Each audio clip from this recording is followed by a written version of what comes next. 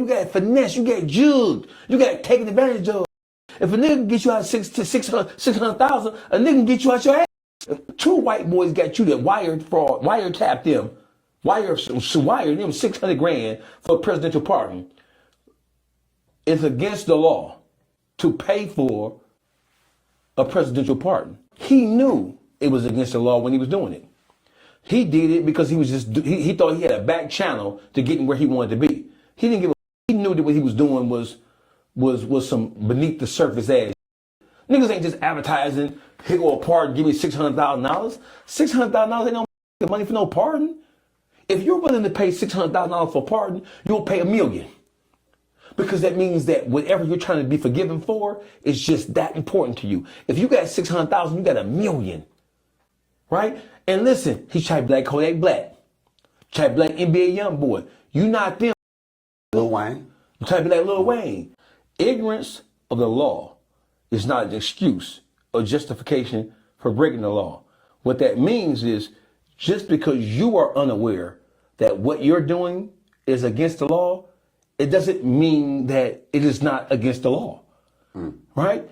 You might not know that carrying a gun inside of a stadium is against the law, but it's against the law. But they still lock your ass up, right? I didn't know. And you can't feign or claim to be ignorant of it and think that's gonna get you off, right? So you trying to buy a presidential pardon, right? And he tried to clean it up. When my lawyer was in it, they was in suits. There's two white guys in the suits. Listen, nigga, who you think invented the finesse? White people invented jugging. They invented the finesse. What are you talking about? So that just show you what kind of slave mind you got. You thought that you was working with two white boys in business suits. You thought that you was getting off. You thought you had something special going. You see, these country neckbone look up to white people with reverence in their eyes.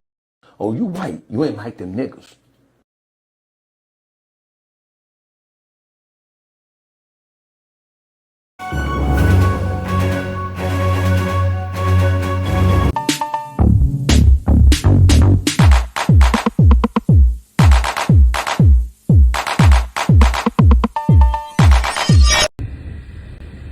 Anybody who think suing somebody, taking somebody to court because they didn't abide by a contract and snitching, you never had a business. You just, anybody with a mindset like that, either you just ignorant or you just looking for clicks or you just a Boosie hater. They got a lot of Boosie haters, but if you think, if you sue somebody for not abiding by a contract, that's snitching, you lost. You're lost. If I get paid to do a concert and I don't show up, I'm going to get sued, bro. Somebody sell you a car and you don't get the car, you're going to get sued, bro. This shit is business. If somebody forge your name, you're going to get sued, bro.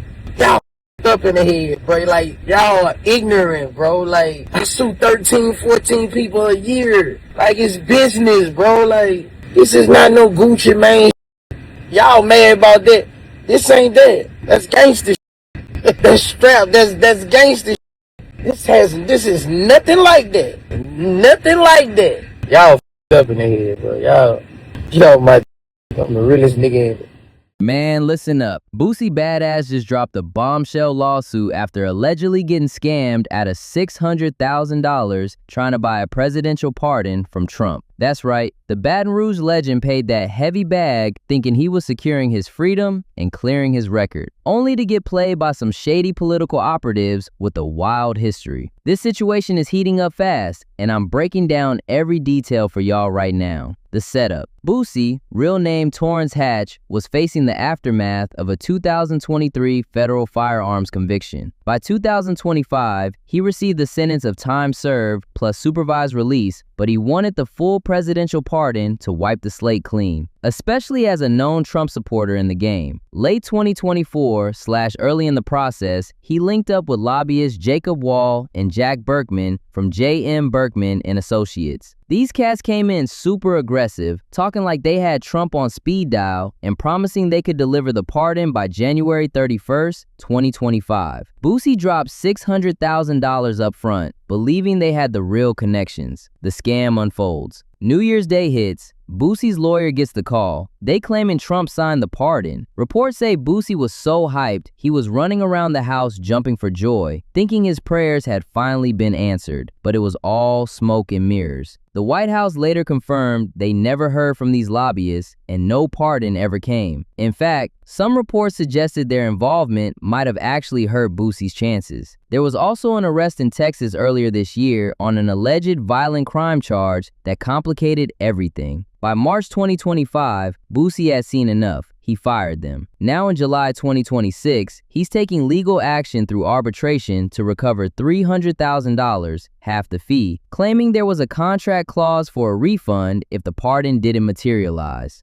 Boosie fires back. Boosie ain't staying quiet either. He went straight savage mode on social media, tagging Jack Berkman and letting it rip. Jack, shut your lying ass up. Talking about Trump signed the pardon. Got me running around the damn house jumping, saying you just talked to the president. You played with the wrong one. I'm suing y'all in federal court now. Hashtag Ponzi scheme. He also called out several big MAGA names, Laura Loomer, Mike Cernovich, etc., demanding they confirm whether they had any real contact with Berkman and Wall about his case. Boosie saying they used big names to jack him like they allegedly did others. The other side. The lobbyists are pushing back hard. Jack Berkman told TMZ they worked very, very hard, claimed no refund clause was ever agreed to, and blamed the Texas arrest for messing things up. They also say the firm is broke from previous legal troubles, including that notorious 2020 robocall scheme where they got fined millions for targeting black voters with voter suppression tactics ahead of the election. Boosie isn't folding though. He's now pursuing his own direct pardon application with the White House and says he's staying hopeful. This whole story is crazy, y'all. A hip-hop legend and Trump supporter allegedly getting played for $600,000 by the very people claiming to be plugged into the inner circle. Who you think is telling the truth here? This situation is heating up fast.